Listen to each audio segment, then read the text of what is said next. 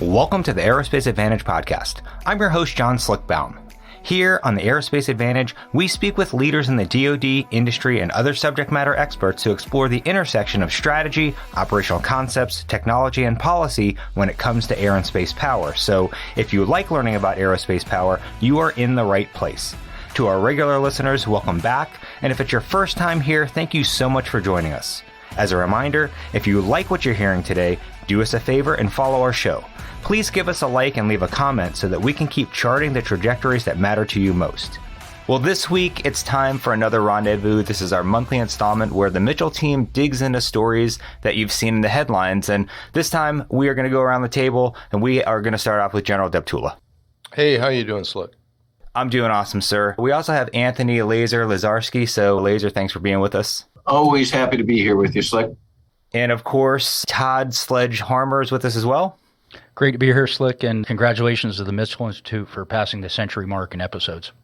Yes, I appreciate that. And for those that might be new, learning that we did 100 episodes is pretty incredible. We've got Sledge and Laser, who are our Washington experts, but I'm really excited to welcome Daniel Rice to this week's roundtable. And a few weeks back, Daniel got a terrific offer to join the team over at the Brood Krulak Center for Innovation and Future Warfare at the Marine Corps University as a China expert. He is just having an incredible opportunity. But with that good news, Dan is, still part of the Mitchell team as a non-resident fellow, and he will be a regular voice on the podcast to help us better understand China. So Dan, congratulations. It's totally awesome to have you back. And like we said, we just celebrated that 100th episode of the podcast last week. And given all that you did, I really want to take a moment to say thanks on that front as well. Hey, Slick, thank you so much for the kind words, and congratulations on the 100th episode. It's a really big moment, so it's great to be back, and I'm looking forward to today's discussion.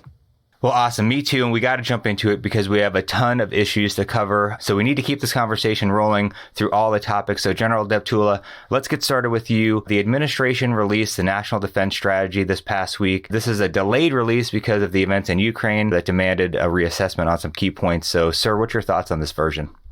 Well, Slick, before I do that, I just remind the audience that don't forget the administration also released its National Security Strategy since our last session together as well. So let me summarize quickly the impact of both. Bottom line up front on the administration National Security Strategy is its excessive focus on climate change to the exclusion of focus on strengthening our military to the point where it could actually execute that strategy. My concern in the new National Security Strategy is its obvious refusal to recognize a serious wake-up call needed to pursue force structure and readiness improvements that would allow us to deter and, if necessary, prevail in any conflict with China.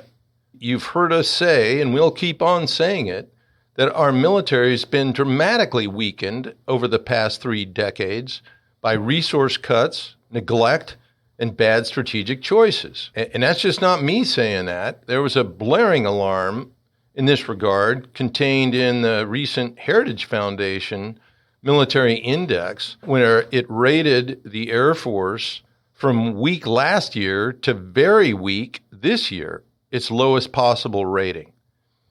Now, as a result of chronic and serious underfunding, the Air Force, at its 75th anniversary, is currently the oldest, the smallest, and the least ready it's ever been in its history. If you look beyond the Air Force, defense readiness rates look like post-Vietnam rates or worse. Recruitment deficits don't seem to be solvable for many reasons. And there's no sense of urgency in making investments in force structure that, even if made today, would be lead time behind need. So alarm bells should be going off, but guess what? There isn't a word about defense to be heard in any of the midterm election debates or discussions. Now, the National Security Strategy does acknowledge a threat from China, but then it makes wholly unrealistic pledges of cooperation with China. By calling climate the existential threat to the United States and encouraging cooperation with Beijing on this issue, the strategy creates really a dangerous contradiction because the focus on climate is going to make it harder to meet the real threat from China. I'd tell you, it was bad enough after the Ukraine invasion began when John Kerry said, I hope we can end this war soon so we can get back to having Putin's help on climate change. Unfortunately, the latest national security strategy reflects that sentiment, and quite frankly, it's a pathway to defeat. Now, with respect to the national defense strategy, which is a sub-element of the national security strategy, it focuses on a concept called integrated deterrence, but with no specifics articulated to reverse the decline in U.S. military capabilities to achieve sufficient deterrence.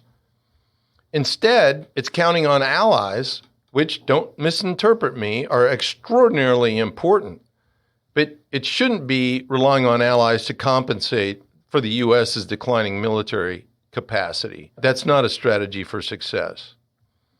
And I guess I'd underline these comments by saying neither the new national security strategy or defense strategy offer any force sizing construct or specifics about the numbers of forces the U.S. actually needs to carry out its goal of deterring our adversaries or winning if deterrence fails. And all of us who've devoted our lives to national defense should be alarmed by this. The new national defense strategy is totally inadequate for the needs of today, much less for the future. So sorry for the Debbie Downer, but I'm trying to be candid here. No, sir, we always appreciate it, and I think that's why our listeners tune in. I want to get Laser and Sledge here to weigh in and just ask, how have folks in town in D.C. responded to the document? I'll jump in for. I'd say it's mixed, and when you look at it overall and take a strategic look, it's not a lot different from some of the past national defense strategies we've seen. But what we do see is China, and I think, and you guys probably will talk about it more, but where China sits as a threat. And then Russia sits as a threat, a pacing threat for China, acute threat for Russia. And then it goes into Iran and North Korea. And it talks about still being able to go ahead and do other things besides just China, Russia. And again, we know there's a classified version here, but it comes down to trade-offs. You can read the strategy. Okay, it sounds great, but where are we on force structure? Which there's no discussion of that. Where are we on modernization versus readiness? Right. And then when you start looking at when we trade off of what are we going to give up so that we can get something in the future? And we talked about the wimpy syndrome, where we give up something today, we'll gladly buy you something tomorrow. But the problem that we've seen in the past is Air Force has given up people and things. And as General Deptula correctly said, we're the smallest, oldest, and least ready force in our history. So the nuke piece, I think there's some issues in there with some of the retirements as submarine launch, cruise missile, the nuclear, the B-83. There's the nuclear piece when you've got a growing nuclear threat, and I think Congress will have a say in what happens there. But that's the one area I think I would highlight. And the only thing I'll end with is our adversaries get a vote. And, we write these things, but we've tried to get out of the Middle East for so long, but we can't because there's things still going on there. But so as you look through the strategy, overall, I think they, from a strategic point of view, highlight the threats, but the devil's in the details, and that's what we need to see, and that's what's missing. Yeah, Laser, great point. Sledge, how about you? Yeah, the only thing I would add, and I agree with what's been said previously, is, like most of these strategies, first of all, the national interest does not change between administrations. So you don't see a whole lot of change in the strategy. Although I was disappointed. I think there were a lot of happy words and platitudes in this. And the reaction to that has been largely, predictably partisan. Where you sit is where you stand on the strategy here. But I think the real question is, will resources follow strategy? And we'll see that when the FY24 budget request goes over to Capitol Hill early next year. I couldn't help but think of the old wise words of a former professor at the National War College. It said, a vision without resources is a hallucination. And whether or not we properly resource this strategy determines whether or not it's a vision for our future defense or if it's a hallucination. Hey, Sledge, just spot on. Thanks for reminding us of that quote because it's pretty accurate. Yeah, and again, for me as a dumb fighter pilot, I'm like, yep, no Bucks, no Buck Rogers, right? So we've got to have this thing, this follow through. And I'm really excited to ask our next guest this question. So, Dan, you've got to weigh in here. Do we ever see the Chinese responding to these documents, or are they just going to maintain radio silence? Yeah, thanks, Slick. So I need to caveat everything I say with, right, all of the media that comes out of China is controlled by the CCP, it's very specific messaging. The scary thing here is that they take some of the things that, quite frankly, you gentlemen have discussed, things like not having the resources necessary to execute the strategy. And what they do is they take that and extrapolate that, right? So how they have smeared the U.S. is saying the national security strategy has these grandiose goals and objectives, but the U.S. doesn't have the firepower or the resources behind the strategy, and therefore they're not a trustworthy partner, right? And they use that to try to bend the relationships that we obviously are trying to maintain in the Indo-Pacific specifically. Some of the other things that they've latched on to is in the national security strategy, we mentioned a lot about allies and partners and how critical they are.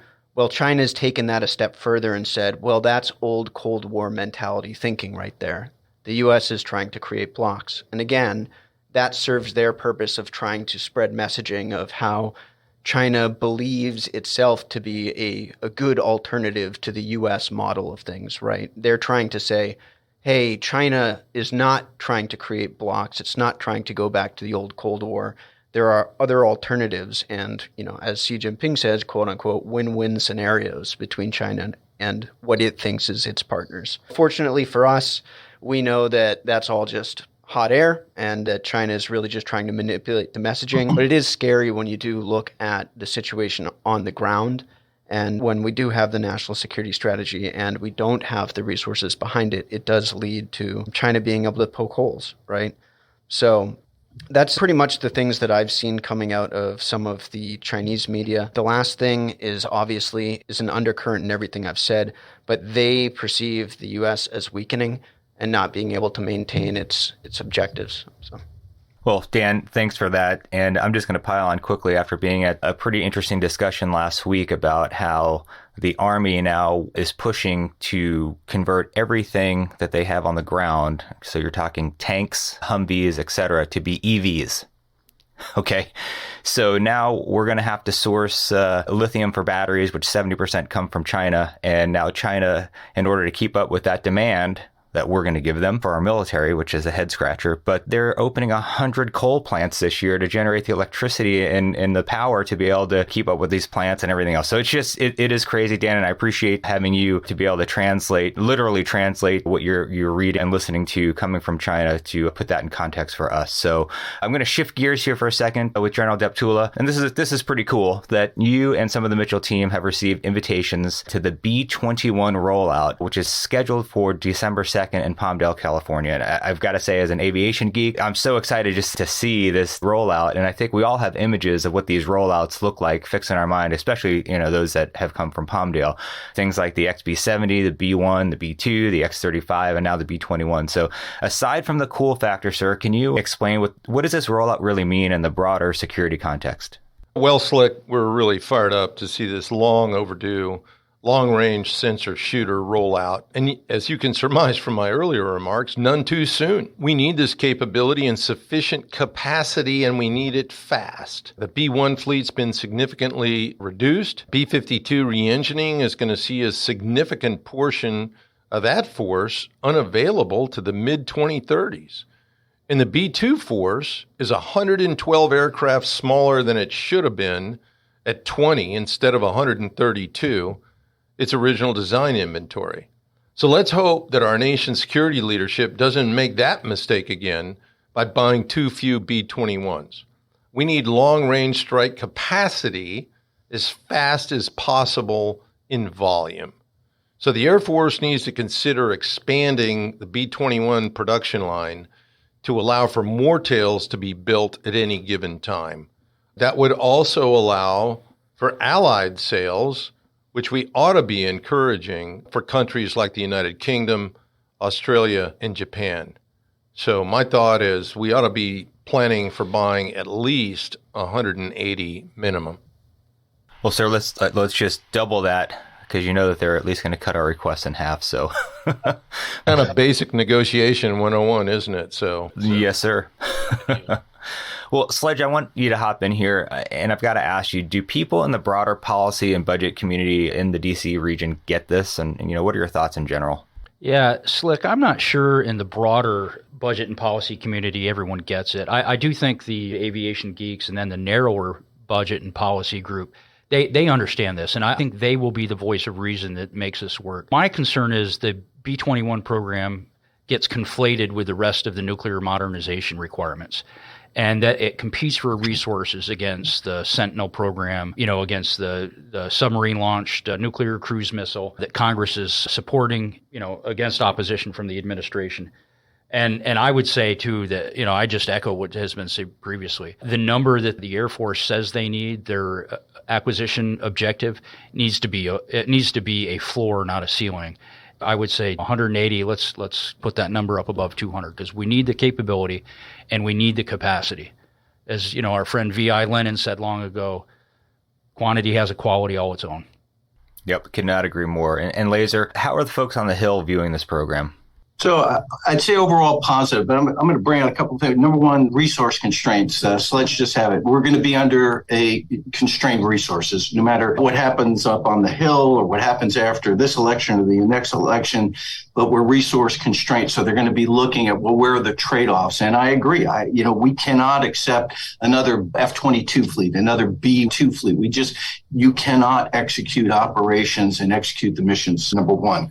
On the Hill, fully supportive. And the other neat thing, in matter of fact, if you look at Adam Smith, on time, on budget, they're making it work in every way possible. So it's been positive. Now it's black. I worked the program 13 and 14 when I was on the SASC. So I get to see, both competitors out there. They were doing the right thing. They were following the 117 model. I'm excited to see it come out.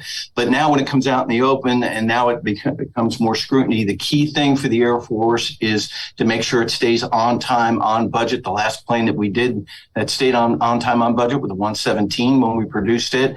And then we've got to justify. I agree with the increased numbers, but we're going to have to go up and justify why we need, what are the requirements to drive these increased numbers. I think 180 is probably low, especially if we're going to take care of the B1s, the B2s. We've got threats on both sides of the world, so we're going to need more. And I agree about the exports. I think there's good support. If you look at Senator Collins, Murray, you're going to be leading the appropriations. You got Granger, DeLauro, you got Smith and Rogers, Reed, Wicker. I think we've got great support. And then if you look where it's going, from Ellsworth, Whiteman, Dias, as well as Tinker, and then in Palmdale for production, you've got members that are going to be very, very supportive and protective of the system. But again, it's all going to happen to come up on trade-offs in the future. Thanks, Laser. Appreciate that. All right, Dan, the Chinese Communist Party just held their Congress. So in the land of geopolitics, this was huge. So can you break it down for us, explain what happened? What does this mean for China, and how should it impact our calculus regarding our pacing threat? Sure, absolutely. And I'll try to make this as wave top as possible. Bottom line, it's a once every 5-year massive meeting of the entire CCP, Chinese Communist Party, right? It's where they shake down their leadership within the party itself. So the thing that people have probably seen in the headlines, Xi Jinping's third term, right? That is actually not all that surprising to the China Watcher community. We've been tracking this for quite some time. It's pretty expected. What was a little bit more unexpected was how dramatic the consolidation of power happened under Xi Jinping. So some of the big things, the CCP used to actually have factions where people shared different thoughts. They were under different schools of thought and how to approach governing the country. Those factions are pretty much gone now. It's all Xi Jinping centric now. Some of the other things, age limits, which used to be an unwritten rule, is retire at the age of 67. That is now gone. Some other things that are pretty important that have happened is before, under Deng Xiaoping, I think back to Nixon, Kissinger, Deng Xiaoping opening up and reform, he actually thought or had the idea of China would be governed by the rule of law, right? Which meant that it might be a more even-handed player. Well, that has changed too. Now the CCP is the utmost political figure. It is now CCP law and whatever the CCP says. So those are all pretty big things. And what it really means for us is that when we're looking at China now, we really, really have to pay attention to how is Xi Jinping thinking? What is he doing? How is he approaching different issue sets? And then weighing what we believe his calculus might be against what our options are. The final thing that I will mention here too is that there's a big question now of how long will Xi Jinping continue to rule the country. One of the things that he did during this Congress was that he said there's a definitive end to the first centenary which was established under Deng Xiaoping. And now he's set 2049, 2037 as his years, right? So we might be looking at 15 more years of Xi Jinping rule, potentially. Obviously, we have to wait and see what happens. But that just means, again, everything is going to be very personality-centric. And if people don't, within the CCP, if people don't align with Xi Jinping, we can expect that their careers will probably be cut short. So watch out for that.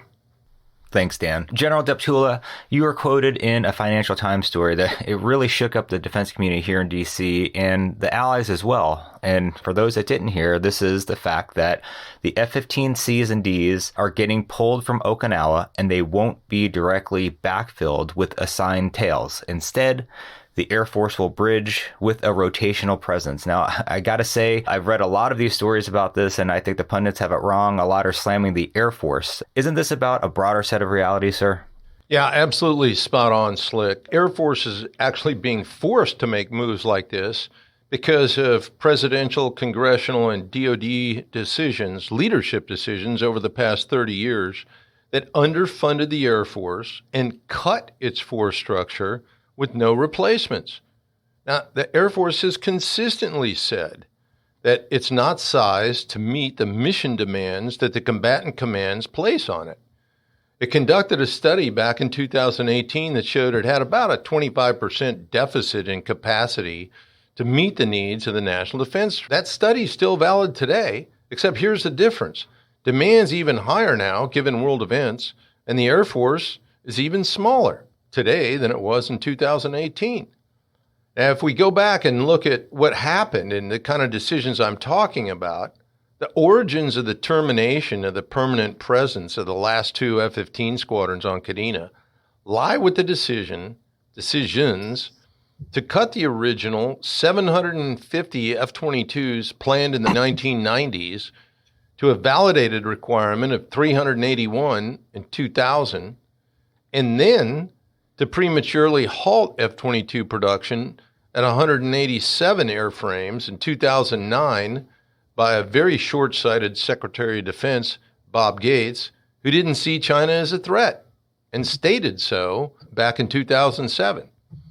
So this saw F-15Cs extended well beyond their original design lifetime. I'd like to remind the audience that the first flight of the F-15 was 1972, and I'll do the math for you. That was 50 years ago. It's now been 13 years since Secretary Gates made his disastrous decision, and the F-15Cs are now structurally exhausted, plain and simple.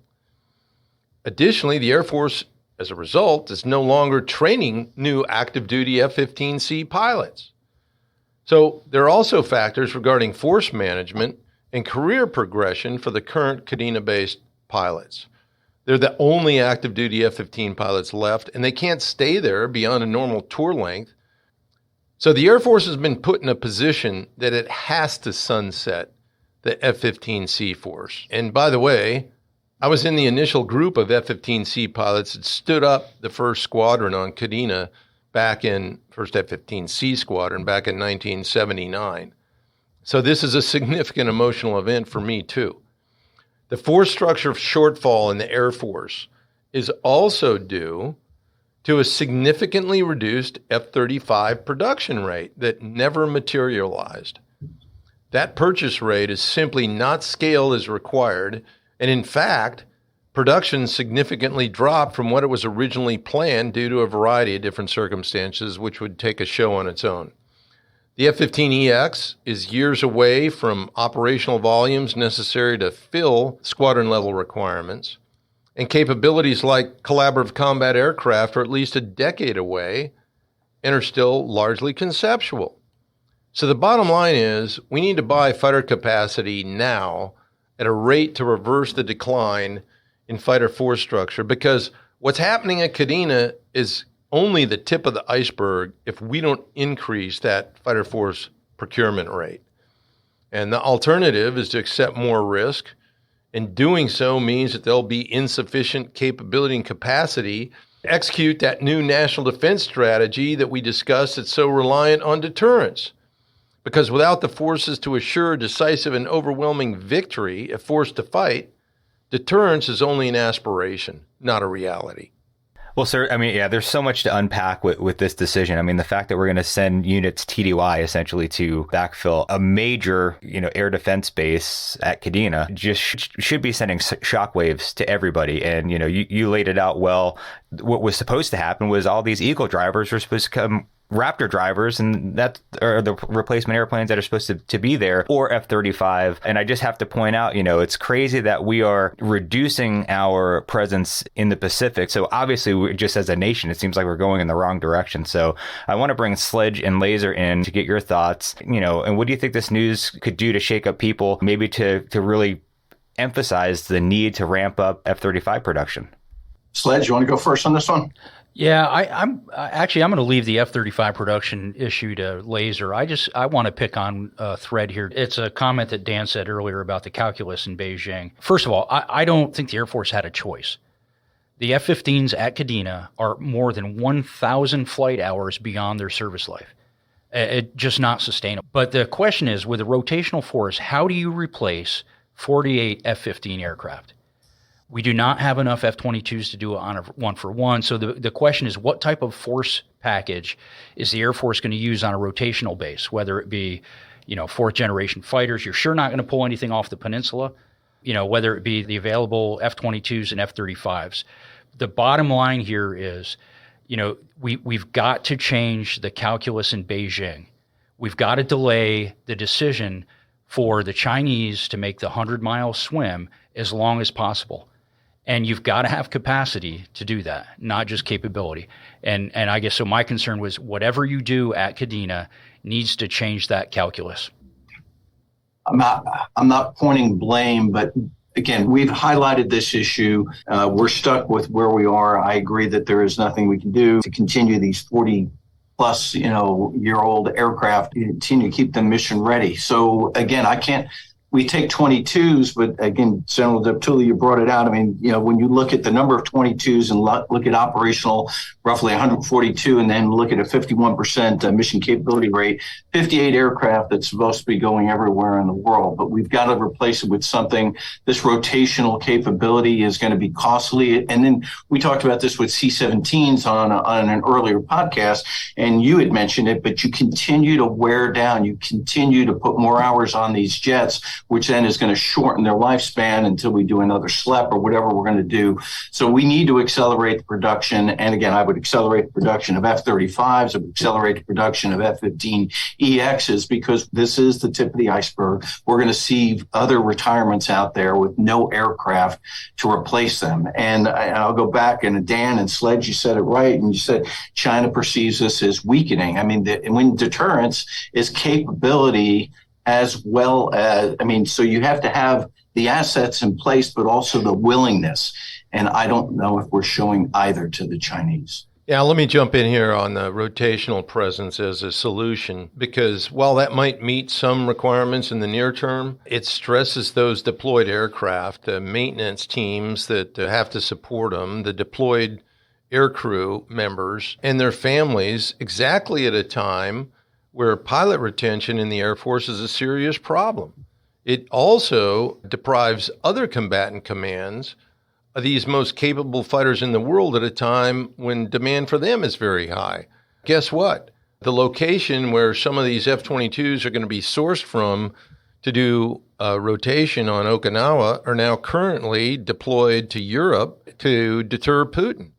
So, back to Sledge's comment earlier, quantity has a quality all of its own. And unfortunately, we've been put in this situation. The Air Force has been put in this situation by 30 years of underfunding and poor decisions to cut the force without recapitalizing it. Yes, sir. And I was just going to add quickly that, the F-15C community has lived this already in Iceland, right, in the 90s. And to your point of going back historically, when we talk about the fact that the Air Force never left the Middle East since Desert Storm, which you obviously know a lot about, sir. And now we're just, creating a new Northern or Southern watch by sending folks over to PACAF now. It's crazy. All right, Dan, quickly, how does China read into these sorts of developments? Sure. So unfortunately, I don't know if I can do it very quickly because a couple things here. But I mean, first off, everything that everybody said stands true, right? I mean, if you're thinking it, you're reading it. China is also thinking that as well. So some of the, I don't know if I want to call it a good news story, but one of the developments that happened recently was in that shakedown of the leadership of the CCP, the new vice chairman of the Central Military Commission, pretty much China's top military body, were also selected. And the good news here is that what it appears, the two gentlemen, Zhang Youxia and He Weidong, they don't appear to be war fighters in the sense of going and trying to persecute a war with any country. So they're much more focused on the development of their own military at home, building things like joint operations capabilities, building up more modern aircraft, more modern assets across the different forces. So that's kind of a good thing for us because it means that the likelihood of an actual war kicking off, it might be a little bit lower.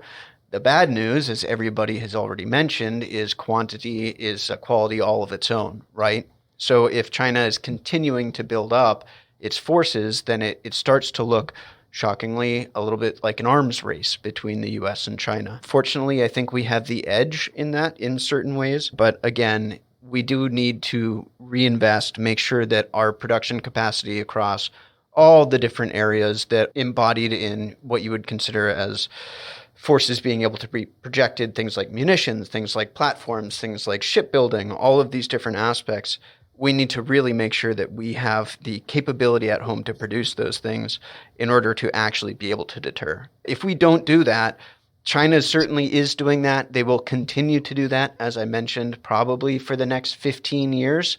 And if they are outpacing us in this regard, we're going to have some serious problems on our hands. Yeah, well said, Dan. So we've got midterm elections coming up. So Laser and Sledge, what are the impacts when it comes to defense as you consider, possible outcomes here? We could see the House or the Senate flip. Are we seeing any key members at risk whose departure could, really shake things up? Yeah, I'll take a stab at that one first. First of all, I think retirements are going to have more of an impact on defense policy and funding than the elections. And I say that for a couple reasons. First, defense is largely a bipartisan issue. And while we may have a few new faces that are on the defense committees, I don't think that's going to dramatically affect based on the national security interests of the country. But when you have Senator Shelby, Senator Leahy, Senator Inhofe, all of whom are retiring at the end of this Congress, those are big shoes to fill. So I think there's going to be some change. Now, the people that are slated to replace them are strong supporters of national security. So I really don't see that as a major thing. In the lead up to the elections, though, there's been a lot of talk about, and I'll use Ukraine as an example. If the Republicans take control of the House, that they're going to scrutinize what we spend on Ukraine. I would just, remind the listeners out there that governing is a lot different than campaigning. And a lot of things that are said to your constituents to get elected don't necessarily match with what the reality of national security is. And I hearken back to the days when President Eisenhower was leaving office and President Kennedy was elected basically saying that there was a huge missile gap between the Soviets and the Americans.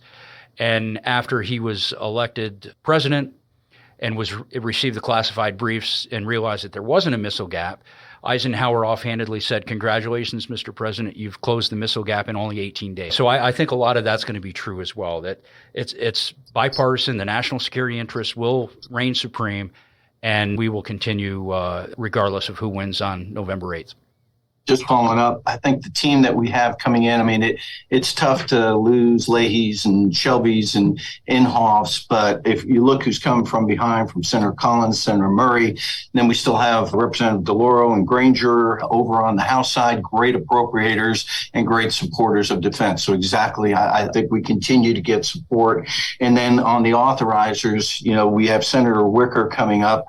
And again, a great supporter of our military. So I think we're in great shape. I think that the House, I don't think anybody would disagree, the House will likely flip. So, that has Granger and Rogers there. And again, if you listen to what they said and increasing funding for the military, again, I think we're in good shape. On the Senate, I think you can flip a coin. I don't know where that's going to go right now. And there's a lot of close races that we have to watch. But Senator Wicker, Senator Reid, like Senator Inhofe, very close. close. Senator Reid, very pro-defense, obviously, a former Army. And then when you look at Collins and Murray, I think we're going to be doing very well. So we'll be okay, but it's still going to be obviously it'll be a split government. So there's going to have to be a lot of compromises that have to go in. I think we'll see similar budgets that we've seen in the past, and then Congress will have to go ahead and increase defense spending.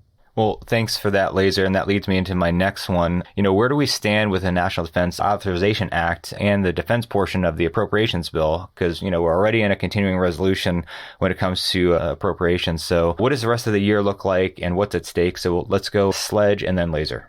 Yeah, Slick, unfortunately, not a lot has changed in the last two podcasts that we've had on this topic. We're still under a continuing resolution that runs through the 16th of December. The Senate has started considering amendments to the SASC-passed NDAA, and Laser, I'm sure, has a lot more on the actual execution and timing there. But we're probably not going to see anything major happen until Congress returns on the 14th of December when they decide what the top-line spending for defense is going to be. And then if you look at a calendar, you're time constrained there. There's really only 20 legislative days available from the time Congress comes back until the CR expires. So whatever happens, it's going to happen fast, and I would just say buckle up. Laser? It's gonna be all quiet. I agree until the 14th. I'll just go into the defense authorization. They have been working nonstop on the weekends to conference the substitute amendment that we saw that Senator Reid filed. It was the Inhofe, the Reid substitute amendment, which had the Senate, the SAS-passed bill, along with the 75 amendments. And what was interesting is when the bill first came up, it was 800 pages, standard size for an NDAA. But then they added on all these other authorization bills to it. The State Department, Maritime, Coast Guard, Taiwan Act. I mean, there's a whole, and now there's a whole, I think about 10 or 12, but it's up to 2,900 pages. Large bill. They've been conferencing it. The outside committees have to get agreement to get these large packages, these large bills through, but they've been working hard, and the intent is to try to get it essentially as complete as they can at the staff director level and below until they return on the 14th. And then starting on the 14th, when the members are back, that's when the big four, the ranking member and the chairs, will get together and try to iron out the remaining details. And the objective of the staff directors is to get them to as little as possible. I don't see right now anything that's going to disrupt. And if it does disrupt, it's going to get tossed out of the bill and not kept in the bill since it's a must-pass bill. So be looking for it to finish up really near the end of November, so that first week, last week in November, first week of December, they will have it ready to try to bring to the House floor if they get floor time, and then over to the Senate floor. But it's all dependent on when they get floor time. But their plan is to get it done. And on the approps, Sledge had it right. There's no discussions till they come back, till they know who has the majority in the House and the Senate, and then they can start working these top lines out. Roger that. Again, appreciate the two of you for bringing the perspectives that you do to this podcast. And we're getting close to being out of time, but I don't want to skip this one. General Deptula, congratulations to you and the Mitchell team for hosting the first annual Spacepower Security Forum. We included so many key Space Force leadership folks, international air chiefs, senior industry executives, and the seats were packed. So what were your top observations there? Well, first, thanks for bringing this up, Slick. There was an amazing turnout for our first ever Spacepower Security Forum Day. We had over 300 registered attendees, and as you mentioned, an all-star cast of speakers from former astronauts to air chiefs from the Royal Air Force and the Italian Air Force, not to mention industry partners, both big and small, and some of our top U.S. Space Force leaders. I got to tell you, I was really impressed with the quality of the discussion, which is another indicator of how far the discourse on national security space has come in just a few short years. Mitchell's really proud that we can do this for the space community at an unclassified level, and we're already looking forward to the next one that we're going to host in early 2023. Now, in the interest of time, I'd like to refer our listeners to our website where you can listen to recordings of any of the speakers in the panels. But again, thanks for asking, and it just is great evidence of how far along our Spacepower Advantage Center of Excellence is progressing. Absolutely, sir. Yes. And thanks for pointing out to the listeners that they can hear that stuff on our website. All right, we've got to wrap it up today. Sir, General Deptula, I want to say thanks again for making the time to be here. Yep, always great, and look forward to next time. And Laser and Sledge, is always great to get your top-level insight into what's going on in D.C. Thanks, Slick. Glad to be here. You got it. Take care. And Dan, I got to tell you, how awesome to have you here on the show as our China expert. And congratulations on the new job and being a non-resident fellow with Mitchell. Thank you so much, Slick. It's always awesome to be here, and I'm looking forward to future conversations. With that, I'd like to extend a big thank you to our guests for joining in today's discussion. I'd also like to extend a big thank you to our listeners for your continued support and for tuning in to today's show. If you like what you've heard today, don't forget to hit that like button and follow or subscribe to the Aerospace Advantage. You can also leave a comment to let us know what you think about our show or areas you think we should explore further. As always, you can join in on the conversation by following the Mitchell Institute on Twitter, Instagram, Facebook, or LinkedIn, and you can always find us at mitchellaerospacepower.org. Thanks again for joining us, and we'll see you next time. Stay safe and check 6.